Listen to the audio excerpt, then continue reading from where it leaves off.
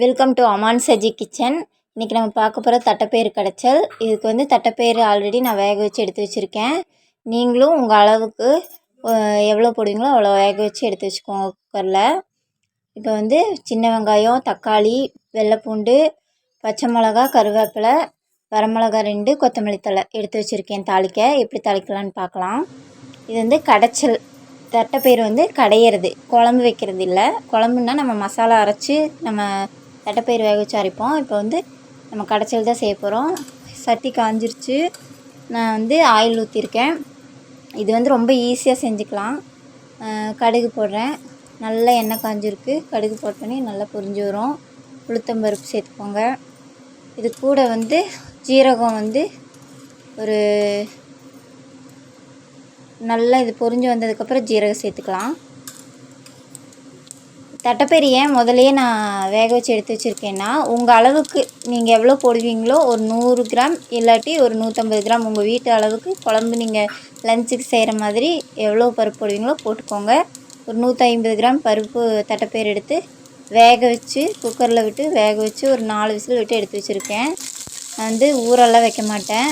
பாருங்கள், ஜீரகம் போட்டிருக்கேன். ஜீரகம் நல்லா பொரிஞ்சு வரட்டும். பொன்னிறமாக ஆகுது. இப்போ வந்து அடுத்தடுத்து போட்டுக்கலாம். வெள்ளைப்பூண்டு தட்டி போட்டிருக்கேன். தோலோடு தான் தட்டி போட்டிருக்கேன். நல்லா சத்து வெள்ளைப்பூண்டில் டேஸ்ட்டாக இருக்கும். இப்போ வந்து நம்ம நல்லா இதை வந்து பொன்னிறமாக வறுத்து எடுத்துக்கலாம். இது வணங்கட்டும். அடுத்தடுத்தது கூட போட்டுக்கலாம். கருவேப்பிலை போட்டிருக்கேன். நல்லா வணக்கிக்கோங்க, கருகாமல் பார்த்துக்கோங்க. வணங்கட்டும். நல்லா வணங்கினதுக்கப்புறமா நம்ம வந்து வெங்காயம் போட்டுக்கலாம். வெங்காயம் வந்து கூட போட்டு நல்லா வணக்குங்க. வந்து பூண்டோட பச்சை வாசம் போயிடுச்சு. இப்போ வந்து வெங்காயம் போட்டுக்கிறேன்.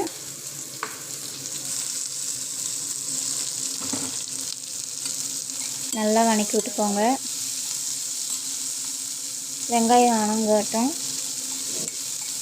வெங்காயம் வணங்க நம்ம வந்து ஒவ்வொன்றும் போட்டுக்கலாம். இப்போ வந்து நம்ம தட்டைப்பயிறு கடைச்சல் வந்து இப்போ நம்ம பருப்பு வெறும் பருப்பு கடைகிறோம் இல்லையா, வெறும் பருப்பு கடைஞ்சி தாளிக்கிறோம்ல, அதே மாதிரி மெத்தேடு தான். இது வந்து ஈஸியாக குக் பண்ணிக்கலாம். சமைக்கவே தெரியாதுங்கிறவங்க கூட ஈஸியாக குக் பண்ணிக்கலாம். இது வந்து பச்சை மிளகா 3 பச்சை மிளகா வந்து நான் பொடியை நறுக்கி வச்சுருக்கேன். அது போட்டிருக்கேன். உங்கள் காரத்துக்கு தகுந்த மாதிரி நீங்கள் போட்டுக்கோங்க. காஞ்ச மிளகா வந்து 2 போட்டிருக்கேன். வரமிளகா வந்து 2 போட்டிருக்கேன்.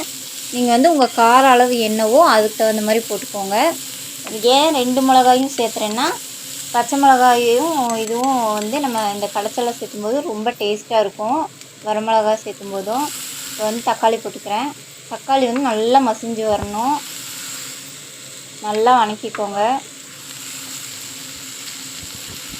தக்காளி போட்டு நல்லா வணக்கிக்கோங்க. நல்லா வணக்கி எடுத்துட்டு அதுக்கப்புறமா வந்து நம்ம இது தட்டைப்பயிறு கூட சேர்த்துக்கலாம். இது நல்லா வணக்கி விடுங்க. கொஞ்சம் கூட வந்து நெருப்பு வந்து அதிகமாக வைக்காதீங்க, மீடியம் ஃப்ளேம்லேயே வைங்க. இப்போ வந்து தக்காளி வேகறதுக்கான உப்பு போடுறேன். உப்பு போட்டு நல்லா வணக்கி விடுங்க. தக்காளி வந்து நல்லா மசியணும். வெங்காயம், தக்காளி, பச்சை மிளகா இதெல்லாம் வந்து நல்லா ஒன்றாகணும். இது வந்து நல்லா இதாகட்டும். இப்போ வந்து மூடி போட்டு நம்ம வேக வச்சுக்கலாம். இது வந்து நல்லா மசியட்டும். மசிஞ்சு ஒரு 5 நிமிஷம் ஆயிடுச்சு. பார்த்திங்களா, நல்லா மசிஞ்சு வந்துருக்கு. இது வந்து நல்லா கலக்கி விட்டுட்டு